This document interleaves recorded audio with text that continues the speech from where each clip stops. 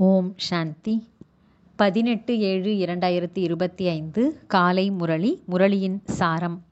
பாபா சொல்றார், இனிமையான குழந்தைகளே, தன்மீது தானே இரக்கம் வையுங்கள். பாபா தரும் ஸ்ரீமத் படி நடந்து கொண்டே இருங்கள். பாபாவின் ஸ்ரீமத் என்னவென்றால், குழந்தைகளே, நேரத்தை வீணாக்காதீர்கள், நேர்மறையான நல்ல காரியங்களை செய்யுங்கள். கேள்வி: யார் அதிர்ஷ்டசாலி குழந்தைகளோ அவர்களின் முக்கியமான தாரணை என்னவாக இருக்கும்? பதில்: அதிர்ஷ்டசாலி குழந்தைகள் அதிகாலையில் எழுந்து மிகுந்த அன்புடன் பாபாவை நினைப்பார்கள். பாபாவுடன் இனிமையிலும் இனிமையான உரையாடல் செய்வார்கள். ஒருபோதும் தன்மீதே கூட இரக்கம் இல்லாதவர்களாக ஆக மாட்டார்கள். அவர்கள் மதிப்போடு தேர்ச்சி அடைவதற்கான புருஷார்த்தம் செய்து தன்னை ராஜ்ய பதவிக்கு தகுதியானவர்களாக ஆக்கிக் கொள்ளுவார்கள். ஓம் சாந்தி. குழந்தைகள் பாபாவுக்கு எதிரில் அமர்ந்துள்ளனர் என்றால் அவரேதான் நம்முடைய எல்லையற்ற தந்தையாக இருக்கிறார் என்பதை அறிந்துள்ளனர். அவர் நமக்கு சுகம் தருவதற்காக ஸ்ரீமத் கொடுத்து கொண்டிருக்கின்றார். அதற்காக மகிமை பாடப்படுகிறது. கருணை உள்ளம் கொண்டவர், துன்பங்களில் இருந்து விடுவிப்பவர் என்று அதிக மகிமையை அவருக்கு செய்கின்றனர். பாபா சொல்கிறார், வெறுமனே மகிமை பாடும் விஷயம் மட்டும் அல்ல, தந்தைக்கோ குழந்தைகளுக்கு வழிமுறை தர வேண்டிய கடமை உள்ளது. எல்லையற்ற தந்தையும் வந்து வழிமுறைகளை கற்றுத்தருகிறார். உயர்ந்தவரிலும் உயர்ந்த தந்தை என்றால் நிச்சயமாக அவருடைய வழிமுறையும் கூட உயர்ந்ததிலும் உயர்ந்ததாகவே இருக்கும். வழிமுறையை பெற்றுக்கொள்ளுவது ஆத்மா. நல்ல அல்லது கெட்ட காரியத்தை ஆத்மாதான் செய்கிறது. இச்சமயத்தில் உலகத்திற்கு கிடைப்பது ராவணனின் வழிமுறையாகும். குழந்தைகள் உங்களுக்கு கிடைப்பது ராமனின் வழிமுறை. ராவணனின் வழிமுறையால் இரக்கமற்றவராகி தலைகீழான காரியங்களை செய்கின்றனர். பாபா அறிவுரை தருகிறார், நேர்மையான நல்ல காரியங்களை செய்யுங்கள் என்று. அனைத்திலும் நல்ல காரியம் தன்மீது தானே இரக்கம் வைத்துக் கொள்ளுங்கள். நீங்கள் அறிவீர்கள், நாம் ஆத்மா சத்தோ பிரதானமாக இருந்தோம், மிகவும் சுகமாக இருந்தோம் என்று. பிறகு ராவணனின் வழி கிடைத்ததால் நீங்கள் தமோ பிரதானமாக ஆகிவிட்டீர்கள். இப்போது பாபா மீண்டும் வந்து வழிமுறை தருகின்றார். ஒன்று, பாபாவின் நினைவிலிருங்கள். தன்மீது தானே இரக்கம் வைத்துக் கொள்ளுங்கள். இந்த வழிமுறையை தருகின்றார். பாபா கருணை காட்டுவதில்லை. பாபாவோ ஸ்ரீமத் தருகின்றார், இப்படி செய்யுங்கள் என்று. தன் மீது தானே இரக்கம் வைத்துக் கொள்ளுங்கள். தன்னை ஆத்மா என்று உணர்ந்து தன்னுடைய பதீத பாவனரான தந்தையை நினைவு செய்யுங்கள். அப்போது நீங்கள் பாவனம் ஆகிவிடுவீர்கள்.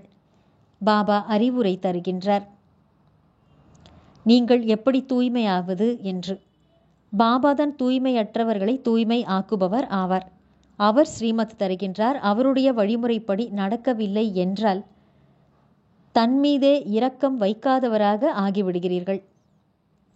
பாபா ஸ்ரீமத் தருகின்றார், குழந்தைகளே, நேரத்தை வீணடிக்காதீர்கள். இந்த பாடத்தை பக்காவாக ஆக்கிக் கொள்ளுங்கள். நாம் ஆத்மா என்று. சரீர நிர்வாகத்திற்காக தொழில் முதலியவற்றை செய்யுங்கள். பிறகும் நேரத்தை ஒதுக்கி யுக்தியை உருவாக்குங்கள். காரியம் செய்து கொண்டிருந்தாலும் ஆத்மாவின் புத்தி பாபாவிடம் இருக்க வேண்டும். எப்படி நாயகன் நாயகி காரியங்களையும் செய்கின்றனர் அல்லவா? இருவரும் ஒருவர் மற்றவர் மீது பிரியம் வைக்கின்றனர். இங்கே அதுபோல் இல்லை. நீங்கள் பக்தி மார்க்கத்திலும் கூட நினைவு செய்கிறீர்கள். அநேகம் பேர் கேட்கிறார்கள், எப்படி நினைவு செய்வது என்று. ஆத்மாவின் பரமாத்மாவின் வடிவம் என்ன நினைவு செய்வதற்கு? ஏனென்றால் பக்தி மார்க்கத்தில் பாடப்பட்டுள்ளது, பரமாத்மா பெயர் வடிவத்துக்கு அப்பாற்பட்டவர் என்று. ஆனால் அப்படி இல்லை. சொல்லவும் செய்கின்றனர், புருவ மத்தியில் ஆத்மா நட்சத்திரத்தை போல் உள்ளது என்று. பிறகு ஏன் சொல்கின்றனர், ஆத்மா என்பது என்ன? அதை பார்க்க முடியாது, அதுவோ அறிந்து கொள்ளக்கூடிய பொருள்தான். ஆத்மாவை அறிந்து உணர்ந்து கொள்ளப்படுகிறது, பரமாத்மாவையும் அறிந்து உணர்ந்து கொள்ளப்படுகிறது. இது மிகவும் சூட்சுமமான விஷயமாகும். மின்மினி பூச்சியை விடவும் மிக நுட்பமானதாகும். சரீரத்திலிருந்து எப்படி வெளியேறி விடுகிறது என்பது தெரிவதில்லை. ஆத்மா உள்ளது என்று காட்சி கிடைக்கிறது. ஆத்மாவின் காட்சி கிடைத்ததென்றால் என்ன? அதுவோ நட்சத்திரத்தை போல சூட்சுமமானது. தன்னை ஆத்மா என்று உணர்ந்து பாபாவை நினைவு செய்யுங்கள். எப்படி ஆத்மாவோ அதுபோல பரமாத்மாவும் கூட சோல் தான், ஆத்மாதான். ஆனால் பரமாத்மாவை சுப்ரீம் சோல், அதிமேன்மையான ஆத்மா என்று சொல்லப்படுகிறது. அவர் பிறப்பு இறப்பு சுழற்சியிலே வருவதில்லை. ஆத்மா சுப்ரீம் என்று சொல்லப்படுவது பிறப்பு இறப்பு இல்லாமல் இருப்பதால் தான். மற்றபடி முக்தி தாமத்திற்கோ அனைவரும் தூய்மையாகித்தான் செல்ல வேண்டும். இதிலும் ஹீரோயின் பார்ட் நம்பர் வாரியாக உள்ளது. ஆத்மாக்கள் வரிசை கிரமமாகவோ இருக்கிறார்கள் அல்லவா? நாடகத்திலும் சிலர் அதிக சம்பளம் வாங்குபவராக, சிலர் குறைவான சம்பளம் வாங்குபவராக உள்ளனர். லக்ஷ்மி நாராயணனின் ஆத்மாவை மனித ஆத்மாக்களுக்குள் மிக மேன்மையானதாக சொல்வார்கள். தூய்மையாகவோ அனைவருமே ஆகின்றனர். பிறகும் கூட நம்பர் வாரியாக நடிப்பு உள்ளது. நல்லது. தாரணைக்கான முக்கியமான சாரம்: 1.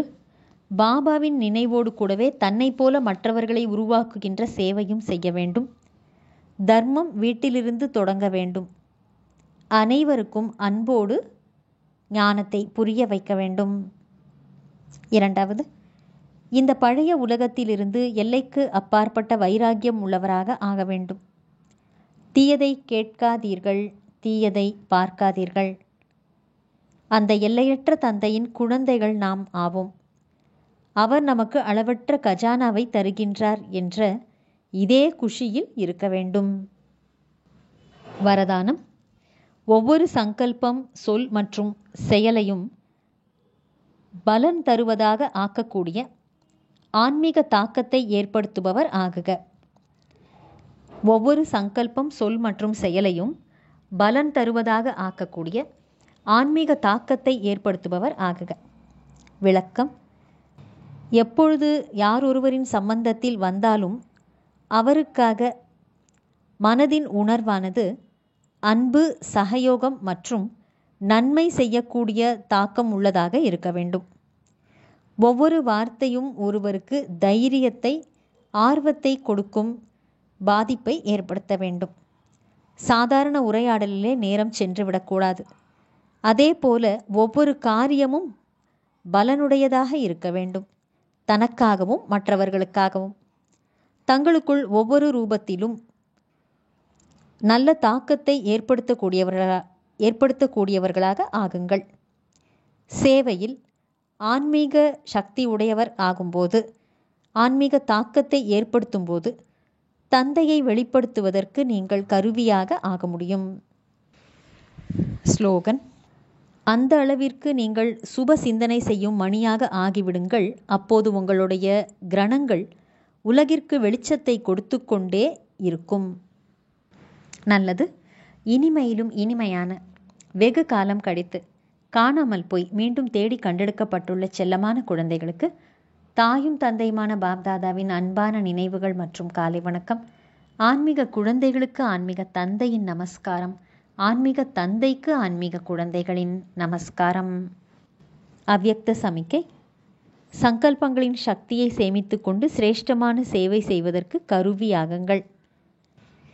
நேரத்தின் பிரகாரம் சீதளமான குளிர்ந்த சக்தியின் மூலம் ஒவ்வொரு பிரச்சனையிலும் தனது சங்கல்பங்களின் வேகத்தை, வார்த்தையை சீதளமானதாகவும் தைரியமானதாகவும் ஆக்குங்கள்.